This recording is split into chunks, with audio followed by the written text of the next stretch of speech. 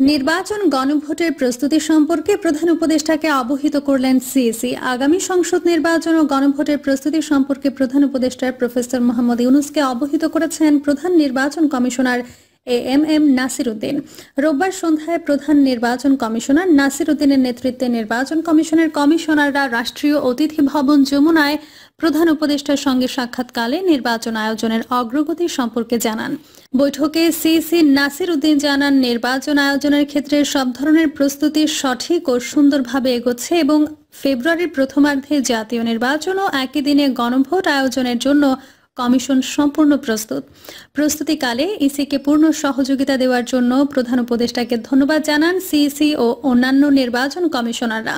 নির্বাচনের প্রস্তুতিকালে সর্বাত্মক সহযোগিতা করায় তিনি আইন শৃঙ্খলা বাহিনী ও সেনাবাহিনীর সদস্যদেরও প্রধান উপদেষ্টার মাধ্যমে ধন্যবাদ জানান।